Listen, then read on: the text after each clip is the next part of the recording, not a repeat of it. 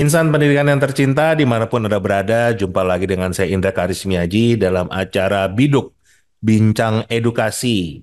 Kali ini kita kehadiran sahabat saya, Mbak Dita Putih Saraswati. Halo Mbak, Halo, senang selamat sekali malam. bisa jumpa lagi.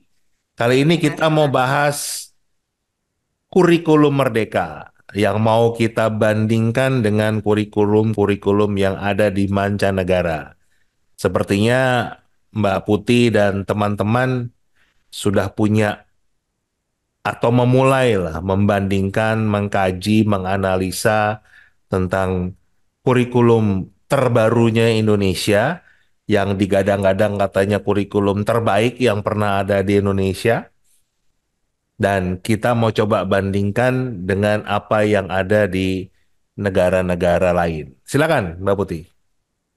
Pak Indra, mungkin saya perlu jelaskan dulu posisinya. Jadi saya memang sedang di dalam proses membandingkan kurikulum Merdeka dengan kurikulum Merdeka sebagai kurikulum resmi ya, artinya dokumennya, bukan Ya, implementasinya yang sedang saya bandingkan dengan kurikulum-kurikulum resmi lainnya. Dan kurikulum resmi lainnya ini apa namanya, ada yang dari negara lain, ada yang dari kurikulum Indonesia, tetapi yang sebelumnya misalnya 2013 ataupun apa namanya kurikulum 2006 misalnya ataupun ya, dan sebagainya. Jadi tapi ini proses yang saya lakukan sebagai akademisi. Jadi saya ini memang akademisi kebetulan di bidang pendidikan yang kebetulan pernah mengajar mata kuliah yang terkait dengan kurikulum dan instruksi gitu ya. Jadi memang proses yang saya lakukan ini itu memang proses yang biasa saya lakukan ketika saya mengajar gitu ya. Karena apa namanya ketika saya mengajar calon guru matematika, salah satu keterampilan yang perlu mereka miliki adalah keterampilan untuk membandingkan kurikulum resmi yang berbeda, gitu ya. hmm, Jadi mereka harus tahu komponen-komponen dari sebuah kurikulum resmi, lalu mereka bisa membandingkan komponen-komponen tersebut. Nah, jadi saya merasa bertanggung jawab sebagai seorang akademisi yang mungkin ahli banget, nggak tahu juga ya biasa saja, tetapi setidaknya punya sedikit pengetahuan mengenai kurikulum resmi dan komponennya, dan memang sudah pernah melakukan proses perbandingan kurikulum sebelumnya. Jadi apa namanya, setidaknya perbandingan beberapa komponen. Nah, proses ini belum selesai. Artinya masih akan terus saya lanjutkan setelah ini gitu ya. Jadi ya, apapun yang saya sampaikan di sini ini baru baru temuan awal. Jadi belum simpulan akhir gitu. ya, nggak apa-apa Mbak. Kita mulai saja. Silakan. Mm-mm. Oke, nah mau nanya apa Pak Indra? Ya, sejauh ini Jadi mungkin apa yang sudah apa yang sudah ditemukan, dikerjakan ya? sudah Oke, dibandingkan dengan kurikulum dari negara mana saja dan apa ya hasilnya? oke. Jadi mungkin saya mau cerita sedikit ya. Jadi ketika saya ini sebenarnya eh, baru mulai berbicara di publik, walaupun cuma lewat sosial media, sedikit lewat berita gitu tentang kurikulum. Nah, ini sebenarnya baru-baru ini ya pernah lah di beberapa diskusi publik saya bicara, tapi saya kali ini merasa bertanggung jawab gitu ya untuk menganalisis kurikulum dan membahasnya dari sisi yang lebih akademik gitu karena saya melihat perbincangan tentang kurikulum tuh simpang siur sekali gitu ya. Simpang siur Maksudnya di gimana tuh, kalangan simpang siur? teman-teman guru dan sebagainya. Maksudnya gini, jadi kadang-kadang dibilang, wah kurikulum Merdeka ini kurikulum yang baik gitu. Kayak Yang paling kurikulum hebat, Merdeka yang ini paling inilah, paling paling hebat, berhasil mentransformasi pendidikan gitu ya. Dan saya rasa sebagai seorang akademisi kan salah satu hal yang mesti kita lakukan adalah skeptik dulu. Masa iya sih dia kurikulum terbaik gitu ya. Bagaimana taunya gitu kan. Jadi ya, em, bukan berarti saya bilang ini buruk, tetapi saya bilang tahan dulu deh penilaian kita. Kita kaji dulu gitu ya, itu satu. ya. Kedua, saya Sebagai melihat seorang gitu ya. ilmuwan kita harus melakukan sebuah kajian ya kan sebelum kita percaya Ya, kan begitu. ya bertanya dulu gitu ya, Ya, benarkah gitu ya. Kedua, saya melihat kok orang-orang ngomongin kurikulum eh, kayak campur aduk. Ngomongin kurikulum merdeka, tapi sebenarnya yang diomongin kurikulum merdeka yang mana? maksudnya gimana tuh? Emang ada berapa? kurikulum resminya Mhm. atau implementasi kurikulumnya. Dokumen kurikulum yang dikeluarkan oleh sebuah institusi ada banyak. Oke, oke. Jadi kata kurikulum, oke. Jadi makna kurikulum itu banyak, tetapi mungkin yang paling yang mesti disadari, kurikulum merdeka yang dikeluarkan oleh Kementerian Pendidikan dan Kebudayaan itu bukan sekedar implementasinya, tapi ada kurikulum resminya. Artinya dia ada dokumen resmi yang dikeluarkan oleh Kementerian Pendidikan dan Kebudayaan yang menjadi acuan gitu ya bagi sekolah untuk mengembangkan kurikulum operasional satuan pendidikannya sendiri dan kemudian nanti diinterpretasi dan diimplementasikan oleh guru di dalam kelas. Ya, Maka ketika kita bilang kurikulum itu baik atau kurikulum tidak baik, maka pertama harus perjelas dulu kurikulum mana yang kita bahas. Dan yang saya kaji ini bukanlah implementasinya, tetapi adalah dokumen kurikulum resminya gitu. Maka menurut saya bicara implementasi tentu beragam karena implementasi kan sangat tergantung pada interpretasi guru terhadap dokumen kurikulum resminya kan. Tetapi kalau kita bicara kurikulum resminya jelas yang kita kaji adalah dokumennya. Jadi itu yang saya lakukan. ya. Nah, saya belum selesai gitu ya. Jadi baru melihat itu. Nah, saya mulai dulu hal pertama yang saya lihat adalah membandingkan filosofinya ya. Hmm. Membandingkan filosofi antara kurikulum Merdeka dengan beberapa kurikulum lain gitu ya. Nah, filosofi ini tapi yang saya lihat ada kata-kata yang sebentar saya lupa, saya cek dulu ya. Misalnya ya, misalnya ya kita bandingkan tujuan kurikulum Merdeka dengan Singapura. Kalau di kurikulum Merdeka dikatakan bahwa kurikulum Merdeka memiliki tujuan untuk mewujudkan pembelajaran yang bermakna dan efektif dalam meningkatkan keimanan ketakwaan kepada Tuhan Yang Maha Esa dan akhlak mulia serta menumbuh kembangkan cipta rasa dan karsa peserta didik sebagai pelajar sepanjang hayat gitu ya yang berkarakter Pancasila. Dalam hal ini, konsep pelajar sepanjang hayat yang berkarakter Pancasila diwujudkan dan diuraikan dalam profil pelajar Pancasila. Jadi dia tidak secara eksplisit menggambar, dia memang menyebutkan istilah gitu ya. Dia menyebutkan istilah berkarakter Pancasila, tetapi Ya. perlu kita pertanyakan, ini benar-benar berkarakter Pancasila atau enggak gitu ya. Karena Ya. seperti kita ketahui gitu ya, pernah ada naskah yang dikeluarkan oleh Kementerian Pendidikan dan Kebudayaan yang secara eksplisit mengatakan bahwa profil pelajar Pancasila tidak diturunkan dari Pancasila gitu ya. Jadi Itu apa namanya? diambil dari naskah akademik revisi Undang-Undang Sisdiknas. Betul, dari naskah akademik revisi Undang-Undang Sisdiknas, walaupun Ya. waktu itu tidak jadi ya. Nah, sedangkan kalau kita lihat di kurikulum 2013, dia juga pasti bagus kalau sekedar kita lihat tujuannya ya. Jadi tujuan kurikulum 2013 bertujuan untuk menyiapkan manusia Indonesia agar memiliki kemampuan hidup sebagai pribadi, jadi jelas ya, ada dia sebagai pribadi dan warga negara.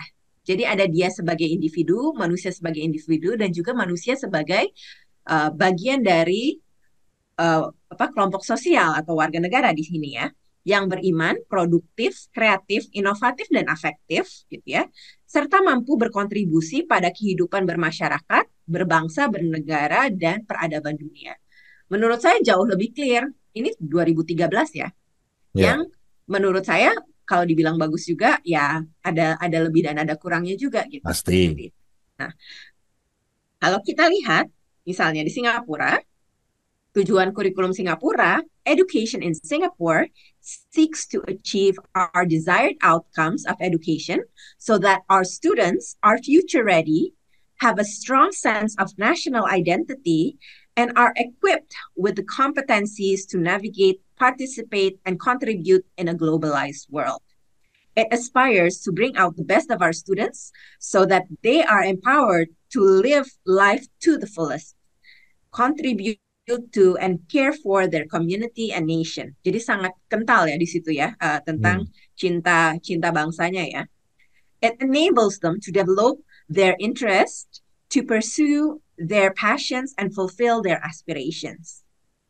To realize the aims of education in Singapore, our curriculum is designed to develop the character, mind, and body of our students. It serves to nurture their values and to develop their knowledge, skills, and dispositions. Our curriculum provides learning experiences for our students to actively interact and bond with others in both physical and digital spaces. In doing so, they become aware that they are part of society. Through this, they learn to embrace diversity and collaborate with people from different backgrounds. Jadi seperti itu. Jadi itu apa namanya? Kita bisa lihat ya. Jadi kalau kita dengar lihat sekilas tiga-tiganya gitu ya dalam konteks itu ya bagus-bagus aja gitu ya. Tetapi kemudian kita jadi bertanya lebih kritis. Saya jadi bertanya, kenapa kalau di kurikulum 2013 yang berkontribusi pada kehidupan bermasyarakat, berbangsa, bernegara dan peradaban dunia itu ada, dan menurut saya itu kan udah bagus ya. Diambil juga pastikan dari dokumen-dokumen negara lain yang ada sebelumnya. Kenapa itu nggak dilanjutkan gitu? Jadi saya bertanya-tanya kenapa redaksinya bagian itu diubah gitu. Itu saya belum terjawab kenapanya. Itu dari tujuan sih. Dan Pak Indra ada pertanyaan? seakan-akan benar nggak kalau saya merasa bagaimana mengakomodir profil pelajar Pancasila itu justru lebih ke sana gitu nggak melihatnya? Bisa jadi dan bisa jadi gitu ya. Kenapa gitu ya? Itu uh, saya punya dugaan seperti itu. Saya punya dugaan seperti itu, tapi ya masih dugaan ya. Ya. Ya, jadi dari cara Baru masih dugaan. mengolah katanya kan kalimatnya diksi yang dipakai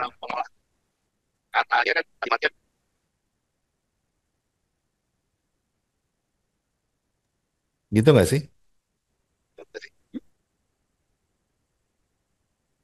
Ya, sepertinya begitu. Sepertinya begitu.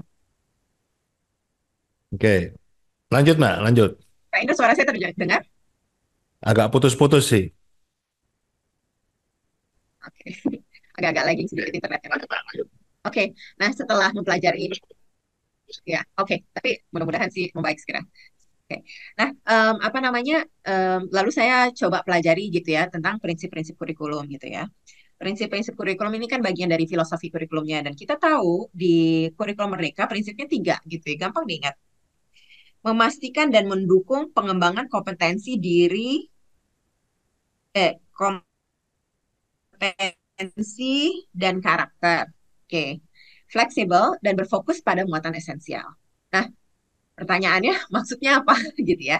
Walaupun ada penjelasan ya kalau di kajian akademiknya gitu ya.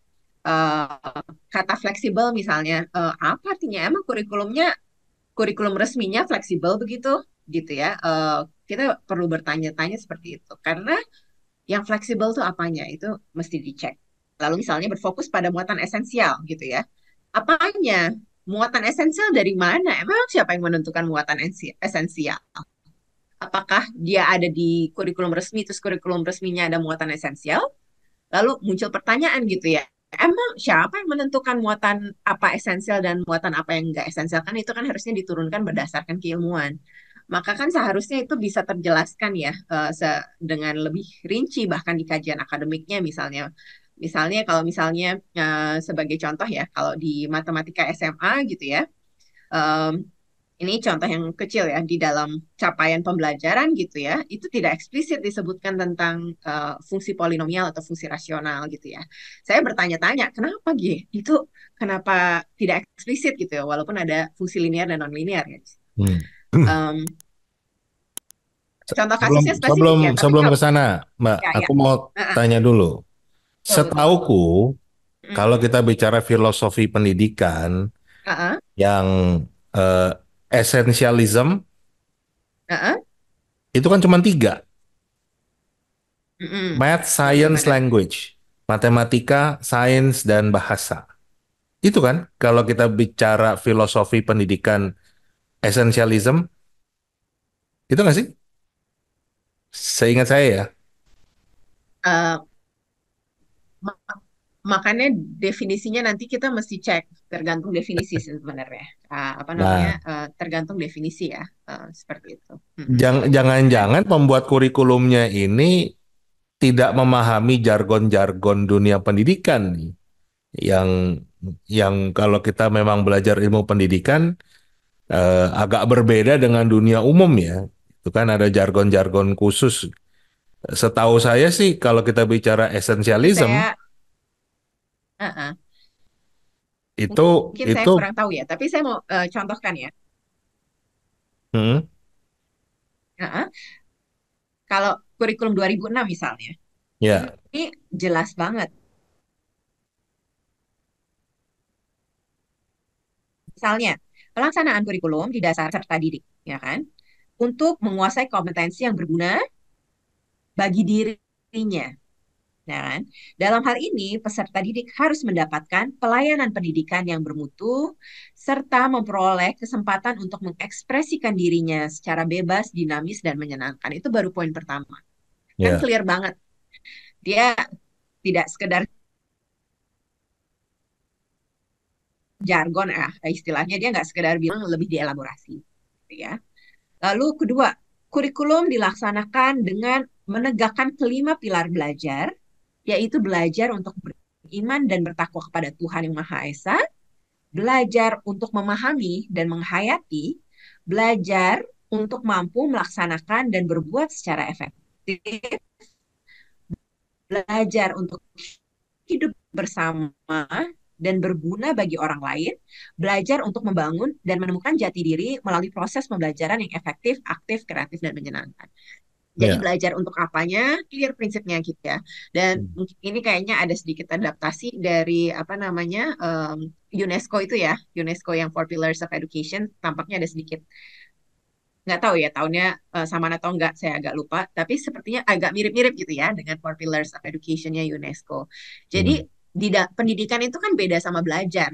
Kalau ya belajar saja gitu ya, muncul pertanyaan belajar untuk apa, gitu kan? ya Belajar mencuri kan belajar juga, ya kan? Belajar berbohong ya belajar juga. Tapi kalau pendidikan belajar tuh kan ada arahnya gitu, ada arahnya yang jelas. Jadi di sini dia sebenarnya mengeksplisitkan gitu ya di kurikulum 2006 belajarnya belajar untuk apa. Lalu hmm, ketiga, pelaksanaan kurikulum memungkinkan peserta didik mendapatkan pelayanan yang bersifat perbaikan, pengayaan, dan percepatan sesuai dengan potensi, tahap perkembangan, dan kondisi peserta didik ya dengan tetap memperhatikan keterpaduan, pengembangan pribadi peserta didik yang berdimensi ketuhanan, keindividuan, kesosialan, dan kemoralan. Kurikulum dilaksanakan dalam suasana hubungan peserta didik dan pendidik yang saling menerima dan menghargai, akrab, terbuka, dan hangat dengan prinsip Tut Wuri Handayani, Ing Madya Mangunkarso, Ingarso Sungtulodo, gitu ya, apa namanya, dan itu dijelaskan artinya. Kurikulum dilaksanakan dengan menggunakan pendekatan multistrategi dan multimedia, sumber belajar dan teknologi yang memadai dan memanfaatkan lingkungan sekitar sebagai sumber belajar. Kurikulum dilaksanakan dengan mendaya gunakan kondisi alam, sosial, dan budaya, serta kekayaan daerah untuk keberhasilan pendidikan dengan muatan seluruh bahan kajian secara optimal. Kurikulum yang mencakup semua komponen kompetensi mata pelajaran, muatan lokal, dan pengembangan diri diselenggarakan dalam keseimbangan, keterkaitan, dan kesinambungan yang cocok dan memadai antar kelas dan jenis serta jenjang pendidikan. Jadi jauh lebih clear kan sebenarnya kalau kita lihat. itu 2006 Mungkin ya dari aspek bahasa itu itu yang 2000. 2006. Mungkin dari aspek bahasa memang panjang lebar, bisa kita rangkum apa esensinya gitu ya, dibikin poin-poin. Tetapi sebenarnya kurikulum Merdeka dibandingin ini kalau kita lihat prinsipnya sama sekali tidak apa ya, sebenarnya nggak seklir yang 2006 ini misalnya. Kalau kita lihat dari prinsip pembelajaran dalam dalam kurikulumnya. Ya Gitu. Nah, mm-mm, seperti itu. Nah, itu yang prinsip ya. Punya Singapura itu juga sangat menarik kalau prinsipnya, tapi dia agak panjang, sangat panjang. Kalau Singapura ketika dia berbicara prinsip-prinsip gitu ya, saya coba buka dulu ya. Uh, um, jadi dia dia dia menjelaskan bahwa prinsip ini berhubungan dengan belief gitu ya. Jadi kalau dia ada summary-nya, ada Dengan elaborasinya. kepercayaan mereka gitu. Jadi summary of the Singapore curriculum philosophy. Jadi ini kayak Hmm. rangkumannya. We believe in holistic education centered on values, social and emotional well-being, and character development. We Ya. believe that every child wants to and can learn. We focus on children's learning needs when designing learning experiences. We Hmm. believe that learning flourishes in caring and safe learning environments when children construct knowledge actively through the Ya. development of thinking skills and dispositions, and when assessment is used to address children learning gaps. Jadi itu esensinya. Jadi kalau kita bandingkan tadi kan beda banget gitu dengan yang kurikulum merdeka. Beda sih nggak apa-apa ya, tetapi saya mau katakan bahwa prinsipnya tuh jauh lebih jelas gitu, jauh lebih clear, bisa dimengerti dengan siapapun yang ingin membacanya. Jadi kalau yang Singapura tadi dibandingkan yang 2006, dia kan lebih concise, tapi juga esensial, gampang dimengerti. Nah, kalaupun mau diubah misalnya dari kurikulum sebelumnya soal prinsip ini, dari pembahasan mungkin bisa dibikin lebih apa? Lebih ringkas, tetapi secara esensi seharusnya yang udah bagus diteruskan kan.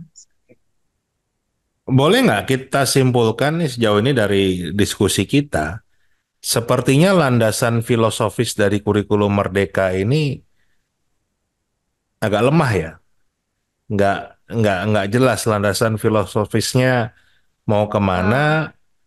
Eh, Karena kalau kita bandingkan tadi dengan 2006, kita bandingkan dengan eh, Singapura, kita bandingkan dengan Australia, kita bandingkan dengan Hong Kong misalnya, itu sepertinya apa ya? Saya menilai kurikulum ini jadinya lebih operasional daripada ya, sebuah sesuatu yang sifatnya nasional dan universal, gitu, apa? Gitu nggak sih? ya. Kalau filosofi secara keseluruhan tidak ya, tapi kalau kita lihat tadi dari tujuan dan prinsipnya belum Hmm? matang. Ya, Nah. Oke, sederhana itu. bahasa Prinsipnya lainnya belum belum matang. matang ya gitu apa? Belum Eh, matang. oke. Bisa jadi si pembuat kurikulum memang punya filosofi-filosofi tertentu yang ingin diterapkan di dalam kurikulum Merdeka, tetapi kalau kita lihat dari dokumen kurikulum resminya, sekali lagi kita bahas dokumen kurikulum resminya itu nggak mencerminkan itu. Iya, karena saya lihat dari apa yang banyak disampaikan, Hmm? itu tadi yang juga Mbak Putih sampaikan lebih ngomong tentang implementasi, ya Hmm, kan? Jadi kan lebih kita bicara tentang operasional, iya. di Secara mana yang, konseptualnya, ya, mm-mm. jadi Secara yang konseptualnya belum rapi sih. saya tahu sendiri misalnya antara dokumen resmi kurikulum 2013, misalnya standar proses. Itu jauh berbeda dengan implementasi di lapangan, Ya, iya ya. kan? Dari standar Mungkin di proses itu, dokumen kurikulum resminya, hmm, jadi kan problemnya bukan di tapi setidaknya di kurikulumnya, dokumen resminya tertulis standar prosesnya seperti sangat apa kan. jelas dan itu menjawab semua Oh, problematika. kurikulum resminya. Mm-mm, Hmm, gitu. Itu yang hmm. saya juga Bisa jadi ada masalah di kurikulumnya. itu tidak menutup Kalau kemungkinan. menurut saya bisa jadi di Ya, detail-detail kecil-kecil ya, detail ya. kecil-kecil. Tetapi kalau saya lihat dari kesiapannya secara konseptual gitu, secara prinsip yang kurikulum Merdeka ini belum siap sebenarnya. Memang belum layak untuk jadi kurikulum nasional. Mungkin kayak masih draft gitu, masih draft yang masih perlu diperbaiki, masih perlu dievaluasi gitu. Jadi apa namanya? eh, eh, ya sayang sekali gitu sebenarnya apa kayak gitu kan berantakan kan sebenarnya kalau dilihat. Dan kalau kita lihat kerangka kurikulumnya lebih-lebih lagi, kelihatan sekali bahwa ini nggak dipikirkan dengan benar kerangka kurikulumnya. Tadi saya belum bicara sampai kerangka kurikulumnya. Contoh deh Mbak, contoh nih ya. Contoh ini standar proses dari kurikulum 2013 ada di Permendikbud nomor 22 tahun 2016 nih. Hmm, Contoh, dari peserta didik diberitahu menuju peserta didik mencari tahu. hmm, Prosesnya tuh dari guru sebagai satu-satunya sumber belajar menjadi belajar berbasis aneka sumber belajar. Mm-mm. Dari pendekatan tekstual menuju proses sebagai penguatan penggunaan pendekatan ilmiah. Dari Mm-mm. pembelajaran berbasis konten menuju pembelajaran berbasis kompetensi. Ini dokumen resmi. Ya, betul. Kalau menurut saya itu pun masih bermasalah. Karena kayak darinya di depan tuh buat apa sebenarnya saya berpikir gitu ya. Kan Hmm, harusnya jelas aja, oh berbasis pada pembelajaran, berbasis pemecahan masalah misalnya, atau berbasis pada ya. lingkungan sekitar dan sebagainya. Hmm. Bagian-bagian itu bisa diralat gitu ya, apa namanya bisa diperbaiki. Tetapi standar proses itu nggak tahu di kurikulum Merdeka masih menggunakan itu atau enggak ya, itu Enggak lah, saya belum udah ngecek udah juga udah gitu. berubah kan punya. Ya terus terang Eh, saya nggak ngikutin Kalau yang secara standar detail proses, karena eh, juga ya itu saya terus terang melihatnya kurikulum Merdeka ini dihadirkan sebetulnya untuk membenahi implementasi kurikulum 2013 yang belum ya sesuai dengan dokumen resminya gitu loh. Jadi mungkin. dan itu Dan dianggap sebagai miskonsepsi gitu. dan sebenarnya tidak sesuai dengan dokumen resmi. Kalau buat saya itu kan nggak masalah, Pak Indra. Sebenarnya karena dokumen resmi kan itu kan kayak resep aja, ya kan? Betul, betul, betul. Resep yang menginspirasi. Jadi Hmm. apa namanya? Kalaupun nggak sesuai nggak apa-apa selama itu memang ada alasannya ya kenapa tidak sesuai. Jadi sekolah ataupun guru kan sebenarnya boleh boleh saja memodifikasi kurikulum apapun sesuai konteks sekolahnya gitu. Nah, Ya. em, kalau selama ini sekolah merasa terkungkung dengan kurikulum dan sebagainya, salah satu yang perlu diperbaiki selain kalaupun mau membenahi kurikulumnya boleh, asal itu dilakukan dengan proses yang ilmiah gitu ya, dengan cara yang benar. Eh, Guru juga perlu, bukan apa namanya, tadi saya lupa tiba-tiba apa namanya, sekolah justru perlu diberi kesadaran bahwa walaupun ini kurikulum resmi, kurikulum nasional, bukan berarti harus diikuti sepenuhnya. Apapun kurikulum resmi itu, dan itu berlaku juga untuk kurikulum merdeka. Jadi kata fleksibel itu, disinilah muncul pertanyaan. Apakah, apakah kalau misalnya kurikulum resmi itu dirancang dengan lebih jelas, strukturnya lebih jelas, berarti dia tidak fleksibel ketika digunakan di sekolah? Kan enggak juga, ya kan? Kalau kurikulum yang sebelumnya lebih rinci, apakah berarti di sekolah tidak fleksibel? Tidak Hmm. juga. Buktinya banyak juga sekolah-sekolah yang lebih progresif, yang tetap menggunakan kurikulum nasional yang lama, yang bisa um, apa namanya menginterpretasi itu jadi proses pembelajaran yang bermakna. Ya. Tetapi pertanyaannya adalah, apakah selama ini dikasih kesadaran itu bahwa kurikulum ini hanya seperti resep aja? Kalau ada resep bikin soto ayam gitu ya, kita bisa terinspirasi nih kok kayaknya soto ayamnya kelihatan sangat menarik dari fotonya ya. Bagaimana ya resepnya? Saya belum bisa masak soto ayam sebelumnya. Tetapi Soto kan dia cuma ayam, inspirasi. soto ayam ala Lamongan, soto ayam ala Boyolali itu udah beda, Betul. tapi dua-duanya soto Iya. ayam.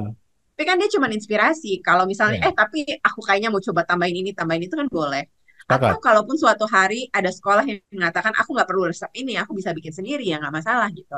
Dan dari dulu kan kita juga punya kurikulum tingkat satuan pendidikan yang membolehkan itu sebenarnya. Nah, Tetapi di lapangan memang eh, apa, tidak semua punya kesadaran bahwa memang sekolah punya kebebasan itu gitu, termasuk eh, sistem-sistem di atasnya ya mungkin ketika melakukan akreditasi, pengawasnya belum tentu eh, ada pengawas, ada pengawas sekolah ataupun asesor, misalnya asesor akreditasi, tidak semuanya punya pemahaman bahwa kurikulum resmi itu ya panduan gitu. Kalau tujuan nasionalnya tentu harus ini ya sama ya sebagai sebuah bangsa, tapi detail-detail yang di bawahnya kan sebenarnya bisa kita apa namanya bisa kita bisa dikritisi gitu. iya. Ya artinya ini yang tadi saya sampaikan kan kita harus membedakan tadi antara kurikulum nasional dengan kurikulum operasional yang kalau di kurikulum 2006 dan 2013 disebutnya adalah kurikulum tingkat satuan pendidikan. Yang antara satuan pendidikan yang satu sama-sama SMP nih, Mm-mm. sebelahan misalnya SMP A negeri sama SMP X itu swasta. Itu KTSP-nya boleh beda, dan boleh, seharusnya memang beda gitu, boleh, ya boleh. kan? Memang seharusnya boleh. Gitu. Nah, ini kan yang selama ini nggak terjadi di Indonesia. Itu Hmm, menganggap ya semuanya harus sama. Nah, itu hmm, yang akhirnya tidak terbentuk yang namanya kurikulum tingkat satuan pendidikan itu. mm-mm. Karena juga ya harus diakui juga kebanyakan guru-guru kita ngikutin kurikulum tingkat satuan penerbit. Ikutin Ya, penerbitnya kan gitu. memang ada kasus-kasus seperti itu ya, itu benar. Dan ternyata dengan kurikulum Merdeka pun itu masih terjadi gitu. Oh iya, Itu masih terjadi. Ada yang jual paket-paket kurikulum kan, video implementasinya ya kan. Artinya kan sebenarnya ya itu masih terjadi gitu ya. ya. Kurikulum itu belum memperbaiki aspek itu sebenarnya. Jadi Padahal itu seperti yang itu. perlu kita Nah benahi itu tadi kan? baru, nah itu tadi baru bicara tujuan sama prinsip-prinsip. Jadi saya melihat di kurikulum Merdeka ini seakan-akan menafikan apa yang sudah baik dari kurikulum-kurikulum sebelumnya kayak dihilangin begitu aja gitu ya. Iya, Padahal sih sebenarnya harusnya kan diambil gitu yang sudah bagus gitu ya. Saya juga baru tahu tuh kurikulum yang tahun 50 berapa 1950 ada Pancawardana ya. Pernah dengar nggak? pernah dengar tapi nggak tahu Mengembangkan detailnya. cipta rasa karsa Ya, eh, sebentar ya. Itu tahun 50-an. Itu juga ya menghilangkan apa yang dikerjakan sebelumnya nggak cuma kesalahan apa namanya rezim yang ini ya, tetapi juga rezim sebelumnya juga melakukan proses yang serupa. Tapi saya rasa itu yang mesti kita jangan sampai begitu gitu, seperti itu. semua ingin punya monumen sendiri-sendiri gitu. Ya, jadi apa namanya seperti itu. Ya Pancawardana, Pancawardana tuh sebentar kemarin saya foto. Pancawardana tuh 1952. Hmm, Jadi kurikulum ini fokus dipusatkan pada Pancawardana yaitu pengembangan cipta, rasa, karsa, karya, dan moral. Jadi bagus, bagus kan sebenarnya gitu ya. bagus. Hmm, Dan kurikulum-kurikulum sebelumnya ada hal-hal yang baik gitu. Nah, itu harusnya em, dicek kembali gitu. ya, Itu tadi baru bicara tentang tujuan kurikulum dan prinsip-prinsip. Yang sebenarnya kalau di kurikulum itu kan yang paling atasnya gitu ya. ya. Kayak paling atasnya. Belum berbicara turunannya. Nah, yang juga saya bandingkan itu kerangka kurikulum. Dan menurut saya, sorry to say, kurikulum 2013 kerangkanya ngawur. Dan kerangka ini Berangkat dua ribu baru tiga belas. dieksplisitkan melalui laporan yang keluar di tahun 2000, sorry, kurikulum 2000, kurikulum apa, Merdeka. Kurikulum Merdeka, maaf. Kerangkanya Kurikulum kurikulum Merdeka. Merdeka, Hah? kerangkanya baru dieksplisitkan itu di tahun eh, di bulan April ya 2024 setelah implementasi. Nah, dan kerangkanya Bulan, itu kalau bulan lalu dibandingkan dong. dengan negara lain ya ngawur ya. Iya, iya. Nah, eh, sebenarnya kalau di kurikulum-kurikulum sebelumnya juga nggak kerangka kita nggak dieksplisitkan dalam bentuk diagram seperti itu ya. Kalau ini sudah mulai mencoba gitu ya. Jadi mungkin ada sedikit perbaikan.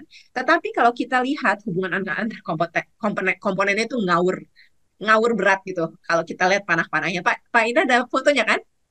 Ada. Nanti kita Coba share di. ditampilkan ya. Coba ditampilkan biar saya bisa menjelaskan betapa ngawurnya itu kayak astagfirullah ini apa maksudnya gitu ya. Belum belum di sini, Mbak. Belum ada di laptop. Nanti kita tampilkan di Oh, oke, nanti hasil. akan ditampilkan ya. Jadi mungkin saya coba jelaskan sedikit gitu ya. Jadi kalau di kerangkanya itu, kalau di kerangka kurikulum Merdeka, ini saya ambil dari kajian akademik kurikulum Merdeka di bulan April tahun 2024. Itu tuh di paling bawah tuh ada yang namanya landasan filosofis, sosiologis, psikopedagogis, historis, dan yuridis gitu ya. Hmm. Tiba-tiba ada panah gitu, panah keluar, ada 3 panah keluar dari situ. Panah pertama tiba-tiba tujuan kurikulum profil pelajar Pancasila.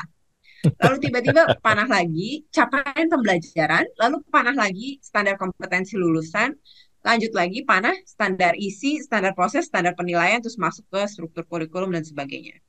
lalu di tengah, di samping-sampingnya ada macam-macam. Nah, dari situ aja udah kelihatan ngawurnya.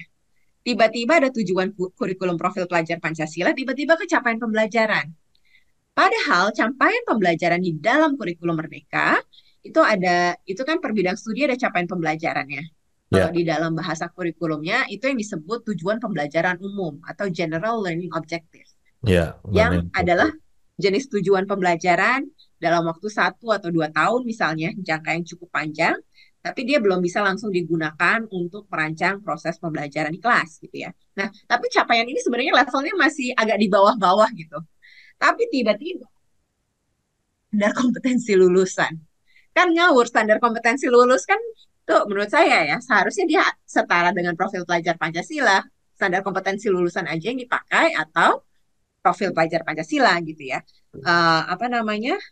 Itu capaian tuh harusnya nggak tiba-tiba dari profil pelajar, capaian terus tiba-tiba standar kompetensi lulusan. Itu kayak ini logikanya bagaimana sih? Maksudnya hubungan sebab akibat yang mau dibangun itu seperti apa? Dari situ aja udah kelihatan ngawurnya.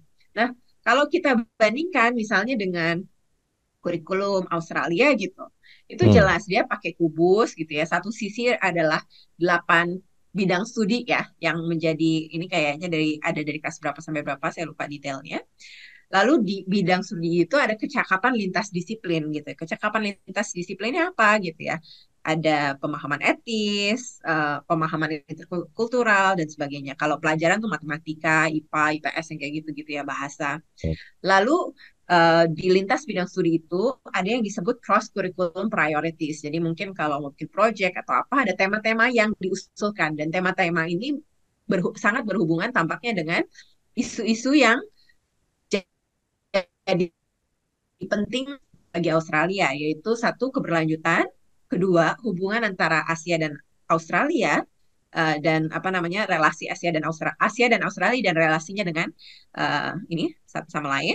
Lalu juga tentang sejarah dan budaya aborigin dan selat apa ke Torres Strait Islanders ya, kepulauan Selat Torres gitu ya. Jadi itu isu-isu besar yang mungkin dianggap penting di Australia. Jadi clear banget. Jadi kalau ditanya kurikulum Australia tentang apa sih? Kasih gambaran ini kita udah bisa kasih. Ini esensialnya. Kalau kita lihat tadi yang kurikulum Merdeka, ini maksudnya apa sih? Orang nggak bisa langsung ngerti gitu kan dari situ Ya. gitu ya.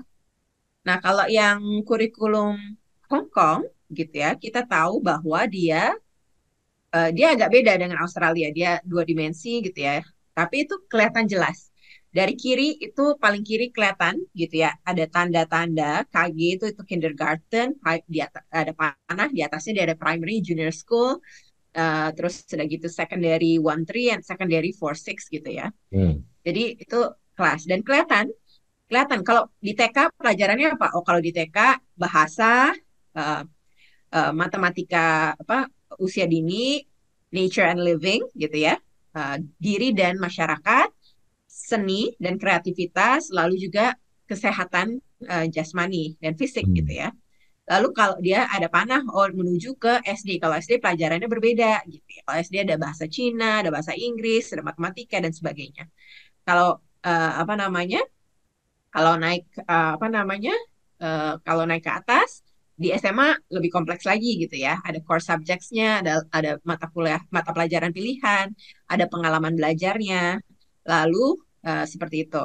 Tetapi lintas lintas kelas ada yang disebut 5 learning experiences, yang artinya adalah pengalaman belajar yang harus dirasakan siswa di kelas berapapun itu, yaitu um, value education atau pendidikan nilai, pengembangan intelektual, Mhm. community service atau pelayanan masyarakat, um, physical and aesthetic development, pengembangan kemampuan ini ya, apa uh, estetis ya.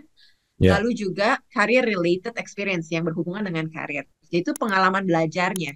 Jadi apa namanya ada seperti itu. Dan di situ dijelaskan di lingkungan yang seperti apa yang nurturing life and self-directed learning capabilities dan yang fostering whole person development. Di kanan itu dijelaskan secara sangat clear value yang jadi utama di dalam pendidikan di Hong Kong apapun tingkatnya. Misalnya kegigihan, Ya. penghargaan terhadap sesama, tanggung jawab, ide ya, dan Hmm. sebagainya. Lalu ada seperti Australia, dia juga punya kecakapan lintas bidang studi. Dibagi jadi tiga, basic skills, thinking skills, dan personal and social skills. Kalau basic skills-nya adalah kemampuan komunikasi, matematika, dan IT. Thinking skills-nya dibagi jadi kemampuan berpikir kritis, kemampuan berpikir kreatif, dan pemecahan masalah, kemampuan memecahkan masalah. Sedangkan untuk personal dan social skills-nya itu self-management skills, self-learning skills, kemampuan untuk manajemen diri, kemampuan untuk belajar secara mandiri, dan collaborative skills, kemampuan untuk berkolaborasi. Jadi clear kan Ya. seperti itu. Dan apa namanya, dijelaskan lagi, a broad and balanced curriculum with diversification and specialization choices for academic, professional, and vocational development according to students' needs. Jadi clear banget dari kerangka itu kelihatan, oh kalau belajar di menggunakan kurikulum Hong Kong, ini nih yang akan dirasakan siswa. Kalau di kerangka kurikulum Merdeka tadi kan nggak kelihatan sama sekali kan sebenarnya bahwa akan seperti itu. Jadi Ya. eh, ya itu yang saya katakan, ini belum matang. Sama Jadi sekali emang belum matang sebagai kurikulum nasional. kesimpulannya memang ini belum matang, belum siap menjadi kurikulum nasional karena eh, tadi ya dari secara filosofis, dari kerangkanya sebetulnya apa yang mau dicapai, apa yang mau ini kan masih nggak jelas kan begitu. Masih belum jelas. Terus ini belum kita lihat keselarasan ya. Keselarasan nanti isu yang lain lagi kita nggak tahu Ya. gitu. Ini kan masih Kalau baru mau ngapainnya aja nggak jelas kan begitu. iya, jadi yang paling esensi lah dari filosofi tadi, tujuan dan prinsip dasar. Dan kalau dilihat dari kerangka kurikulumnya udah berantakan. Dan sebenarnya kerangka itu kan basis untuk menurunkan yang lain-lain ya. Capaian Betul. pembelajaran kan harusnya selaras dengan apa Ya, yang tertulis di dalam kerangka dan filosofi dan tujuan dan prinsip itu kan. Pengalaman belajarnya juga seperti itu. Nah, ya. gimana kita tahu dia selaras atau tidak? Sebenarnya salah satu prinsip kurikulum nasional yang baik, dia harus selaras kan, semua komponennya harus selaras. Bagaimana kita tahu dia selaras atau tidak kalau kerangkanya seperti itu? Itu eh, bingung saya juga menjawabnya bagaimana. Sepakat. Intinya, kalau buat saya, membangun manusia itu beda dengan membangun jembatan atau jalan. Kalau kita bangun jembatan, salah bangunnya, bisa kita rubuhkan, kita bisa bangun lagi dalam waktu yang cepat. Tapi Sedangkan pakai kalau anak pakai ilmu juga kan? pakai ilmu juga, tapi kalau kita membangun anak Indonesia, salah membangunnya, itu yang ada kita kehilangan satu generasi.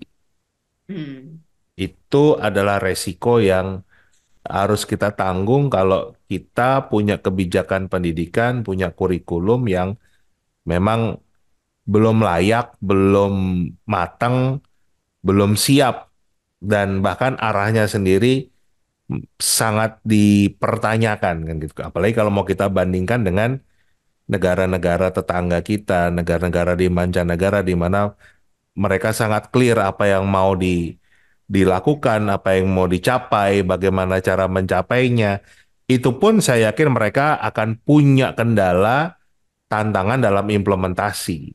Tapi minimal secara guidance, secara dokumen, itu ada Hmm. sesuatu yang dipegang dan betul-betul firm, betul-betul jelas kan begitu sebagai panduannya. Mm-mm. Gitu. Betul. Ya. Oke, siap. Oke. Makasih Mbak Putih. Terima kasih banyak. Nanti kita lanjutkan lagi. Ini karena masih banyak hal yang akan Mbak Putih dalami kan dalam dalam Kecil aja menganalisis. sih sebenarnya menyicil. Oke, siap. Nanti kita sambung lagi Mbak ya. Oke, terima kasih banyak. Oke, terima kasih. Bapak Ibu sekalian, insan pendidikan yang tercinta, kita akan jumpa lagi dalam topik-topik yang lain. Sampai jumpa.